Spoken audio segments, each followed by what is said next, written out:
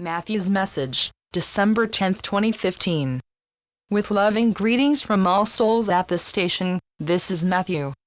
Surely nary a soul would disagree that the years seem to zoom by, but few know that what they perceive as time passing faster is the energy planes Earth has been traversing, or that the time-rushing sensation will become stronger as she enters still higher vibratory levels.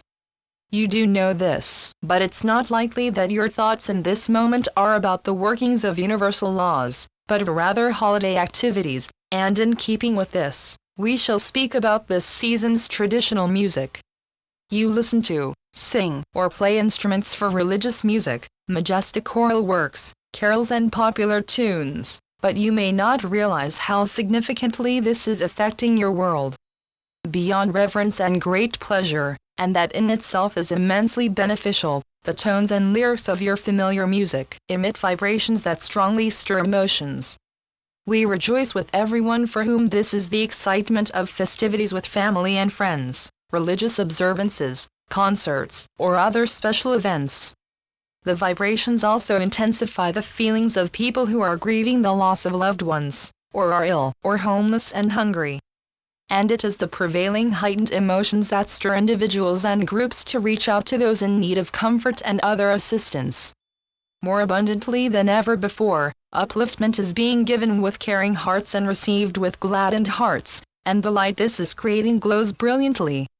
The importance of music is much more than seasonal, it plays a vital role in your lives throughout the year. What some call music of the spheres, the glorious tones of stringed instruments that probably gave rise to the idea that souls in heaven spent eternity playing harps, produce vibrations at a frequency that keeps the universe in balance, and as microcosms of the universe, you receive that balancing benefit in the same measure as your receptivity. Although the image of eternal harpists in nirvana is far from the reality, there are many thousands, and at times a million or so, musicians and instruments, because music is essential to your spirit world's very existence. Particularly the vibrations of the strings keep its perimeters flexible and everything throughout the realm in attunement, and they are indispensable in healing persons who arrive with traumatized psyches or damaged etheric bodies. In much the same way, Nirvana's composers and musicians are helping you. They continuously transmit music to Earth so the peoples can absorb the high vibrations that release suppressed feelings, an emotional catharsis, if you will, and, unless illness is a sole contract choice, the vibrations assist bodies to regain sound health. Your finest music, symphonies, concertos, and other classical opuses that scientific experiments have shown help humankind, animals and plants to thrive, originated in the heavens and was filtered to your composers at soul level. Some attributed their works to divine inspiration, and since music comes from the soul, those composers gave credit where it was due. What never has come from any divine source are the discordant, cacophonous sounds of heavy metal and hard rock, which often have lyrics that also emit very low vibrations. Those kinds of sounds jar your energy systems, creating imbalance and diminishing the body's capacity to absorb light. That adversely affects you emotionally, physically, and mentally, thus blunting spiritual and conscious awareness. While neoclassical compositions can have somewhat the same effect, the composers, who are especially sensitive to Earth's energy, wrote music that reflected Gaia's agony until her planetary body's ascension was securely underway, and negativity and more current dark activity underlies the tonal works of later composers. Now then, even if a number of you had not requested our comments, we would have spoken about a lamentable part of what otherwise is this season's extraordinary thoughtfulness, kindness, and generosity, the spirit in which a number of countries are welcoming Syrian refugees. Many in the United States Congress and some presidential candidates are, instead, instilling in the citizenry fear about the refugees. Some are acting from genuine concern, having succumbed to the fear that was fomented. Others are using fear to make political hay, so to say. Not only is fear a highly magnified energy that blocks light, thereby blocking empathy, sympathy, compassion, and rational thought, it is wildly contagious. A few persons who have public attention, amply aided by mainstream media, can infect the populace. That is what happened in the United States, where many people are afraid to provide sanctuary to any refugees. We honor and commend all souls in that country and around your world who are thinking and speaking out factually. The refugees aren't terrorists, they are fleeing from war and terrorism.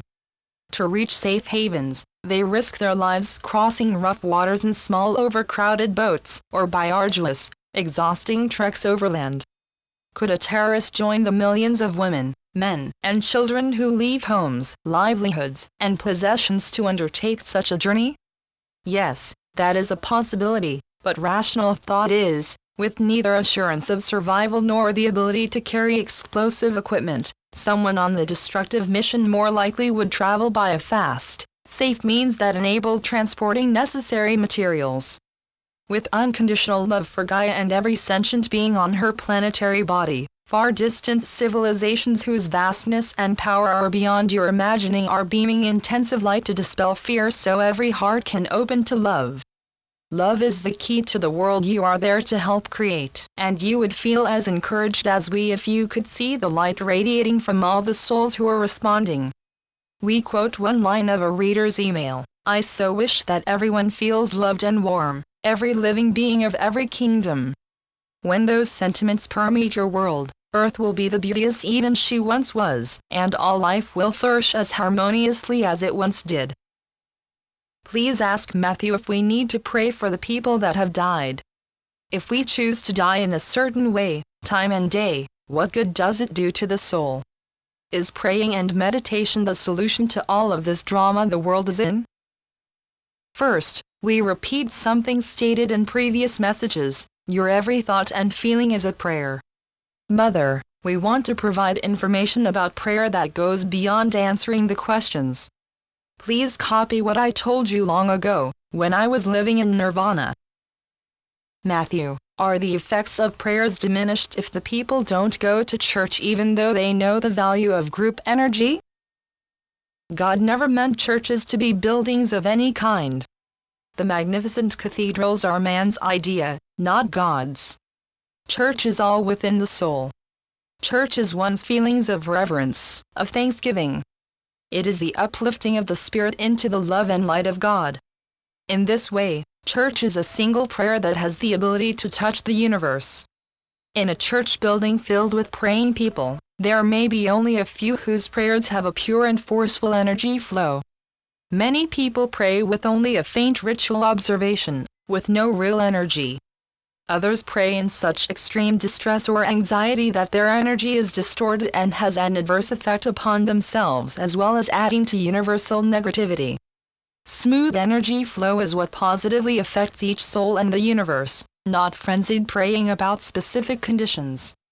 It is energy balance that sustains and comforts.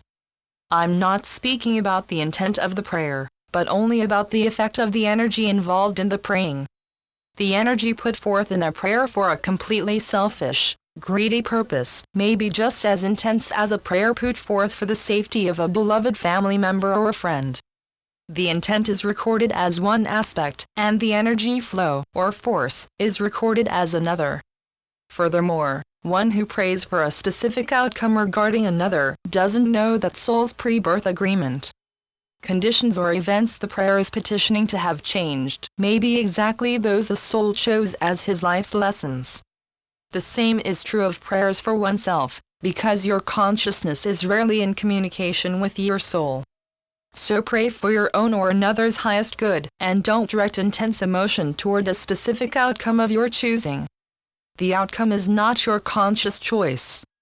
You can feel a sense of relief in this knowledge, which will be registered in your sensitivity as peacefulness. That allows energy to proceed unencumbered not only within your physical and psychic self, but issued forth as harmony into Earth's consciousness.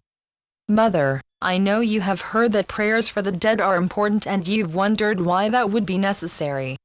Well, we aren't dead, but since that reference is to souls in this realm, I want to assure you that prayers for us are indeed important. I don't mean only for those who arrive with great needs for comforting and healing, but also for us whose lives are vital and vibrant, with ongoing lessons and spiritual growth. Of course we need and welcome your prayers. And please know that they are especially welcome when in balanced energy, because those prayers are the most beneficial to us and to you, our beloved ones. Thank you, Mother. Is praying and meditation the solution to all of this drama the world is in? Begs more than a yes or no answer. Absolutely light-filled thoughts and feelings are essential. They enter the collective consciousness, latch onto what matches them, and bring those energy streamers back to your world. But action is essential, too. Telling family, friends, and co-workers why you feel optimistic about the future can allay their fears and reverse their low vibrational pessimism. Not all of you can participate in national or international organizations whose efforts are directed toward peace, justice, environmental preservation, or animal rights, for instance. But you can support their efforts by the energy you put forth, signing pertinent petitions and donating money if your circumstances permit. Perhaps you are able to volunteer in local groups that provide worthy community services, and by becoming informed about candidates for public office, you can vote for those you deem best qualified. And we remind you that simply by living in godly ways, you are beaming light into the world. Never underestimate the power of your light. Earth's population is more than 6 billion and growing. Matthew said etheric bodies have mass. Don't they take up room?